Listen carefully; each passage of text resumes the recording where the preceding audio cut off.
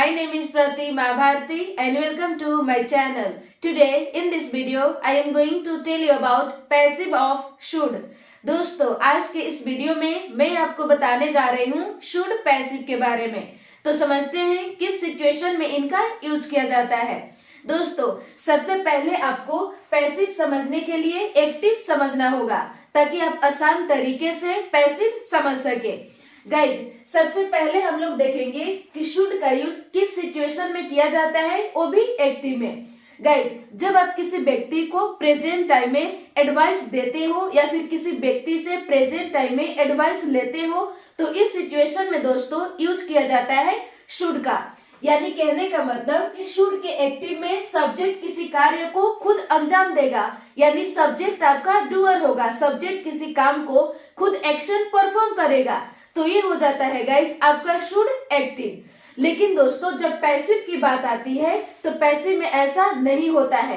Passive में situation ये होता है कि सब्जेक्ट किसी कार्य को खुद नहीं करेगा बल्कि सब्जेक्ट के साथ ही कुछ होगा, यानी सब्जेक्ट आपका नॉन डूअर होगा, सब्जेक्ट रिसीव करेगा, सब्जेक्ट रिसीवर होगा, सब्जेक्ट कोई एक्शन परफॉर्म नहीं करेगा बल्कि सब्जेक्ट के साथ ही कुछ होगा। तो इस सिचुएशन में दोस्तों ये हो जाता है आपका पैसिव। यहाँ तक क्लियर है। जैसे हम लोग देख लेते हैं एग्जाम्पल है आपको डांटना चाहिए। यहाँ पे पैसिव का सेंटेंस है आपको डांटा जाना चाहिए।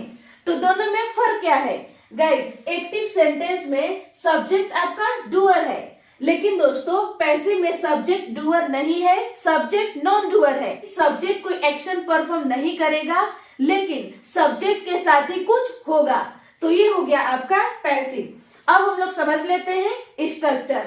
एक्टिव का स्ट्रक्चर है ये आपका पॉजिटिव स्ट्रक्चर है। सबसे पहले आपको यूज करना है subject plus should. All subject के साथ आपको यूज करना होता है शुड का, चाहे सब्जेक्ट सिंगुलर हो या प्लूरल हो, ऑल सब्जेक्ट के साथ आपको यूज कर देना है शुड प्लस वर्ब का first form and then object. ये हो गया आपका एक्टिव स्ट्रक्चर।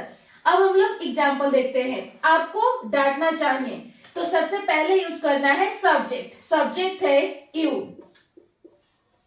इसके बाद यूज करना है शुड प्लस वर्ब का फर्स्ट फॉर्म, वर्ब है डांटना, स्कोल्ड। आपको डांटना चाहिए, यू शुड स्कोल्ड। ये हो गया आपका एक्टिव का सेंटेंस।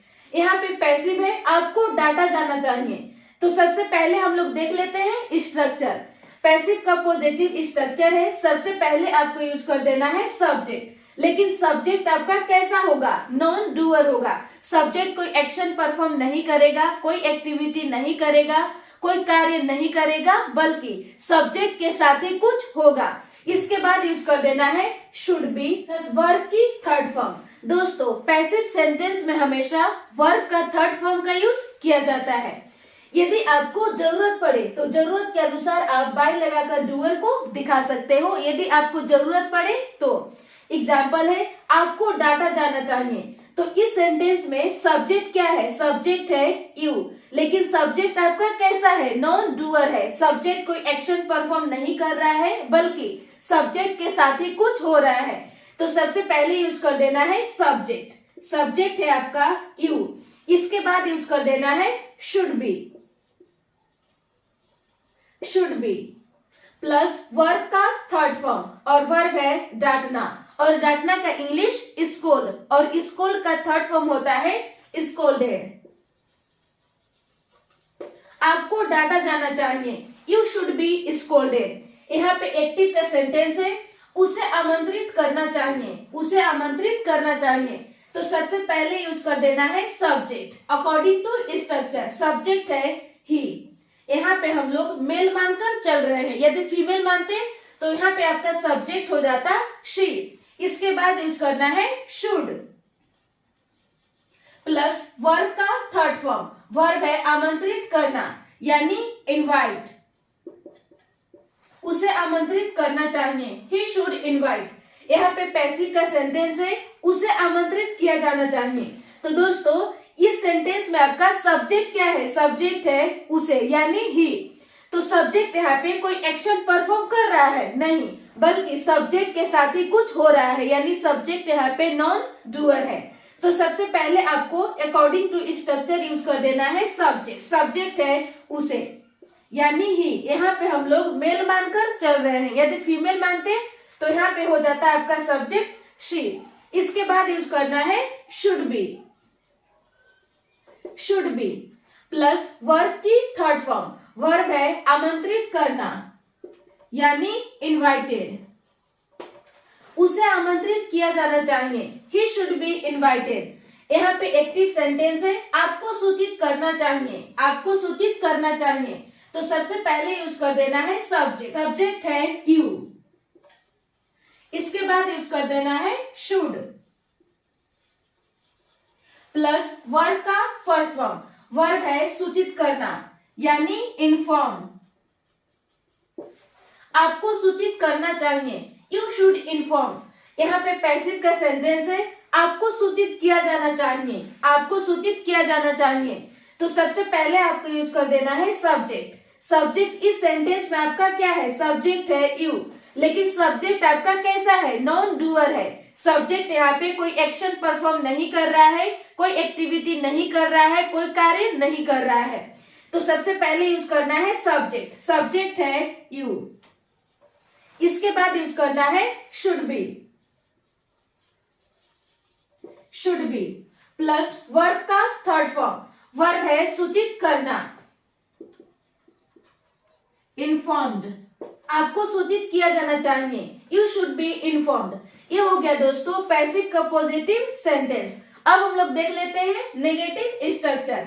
पैसिव का नेगेटिव स्ट्रक्चर है, सबसे पहले आपको यूज करना है सब्जेक्ट, लेकिन सब्जेक्ट आपका कैसा होगा? नॉन डूअर होगा। सब्जेक्ट कोई एक्शन परफॉर्म नहीं करेगा, कोई कार्य नहीं करेगा, कोई एक्टिविटी नहीं करेगा, बल्कि सब्जेक्ट के साथ ही कुछ होगा। Plus should not be plus verb की थर्ड फॉर्म। यदि आपको जरूरत पड़े तो जरूरत के अनुसार आप बाय लगाकर डूअर को दिखा सकते हो। एग्जाम्पल है, उसे गिरफ्तार नहीं किया जाना चाहिए, उसे गिरफ्तार नहीं किया जाना चाहिए। तो सबसे पहले यूज कर देना है सब्जेक्ट। सब्जेक्ट है उसे, यानी ही। इसके बाद यूज करना है should not be. Should not be plus verb की थर्ड फॉर्म। वर्ब है गिरफ्तार करना, यानी अरेस्टेड। उसे गिरफ्तार नहीं किया जाना चाहिए, he should not be arrested. ये हो गया दोस्तों आपका नेगेटिव स्ट्रक्चर का सेंटेंस। अब हम लोग देख लेते हैं पैसिव का इंटेरोगेटिव स्ट्रक्चर।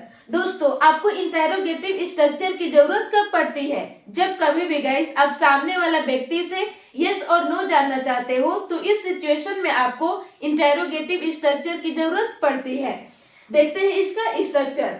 सबसे पहले आपको यूज कर देना है शुड प्लस सब्जेक्ट, लेकिन सब्जेक्ट आपका कैसा होगा? नॉन डूअर होगा। सब्जेक्ट कोई एक्शन परफॉर्म नहीं करेगा, कोई कार्य नहीं करेगा, बल्कि सब्जेक्ट के साथ ही कुछ होगा।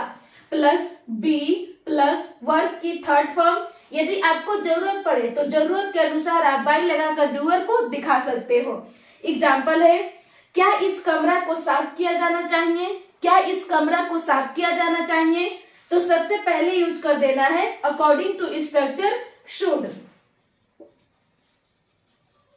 Plus subject. सब्जेक्ट है इस कमरा, यानी दिस रूम। इसके बाद यूज करना है बी प्लस वर्ब की थर्ड फॉर्म। वर्ब है साफ करना, यानी क्लीन। क्या इस कमरा को साफ किया जाना चाहिए? Should this room be cleaned. ये है गाइस आपका शुड का पैसिव। तो बस दोस्तों आज के लिए इतना ही। मिलती हूँ नेक्स्ट वीडियो में। आई होप आपको ये वीडियो पसंद आया होगा, तो लाइक करें, और आपने अभी तक मेरे चैनल को सब्सक्राइब नहीं किया है तो प्लीज सब्सक्राइब करके बेल आइकन को प्रेस ऑन कर लें, ताकि मैं जब भी वीडियो अपलोड करूं तो आसानी से आप तक पहुंच सके। Thank you.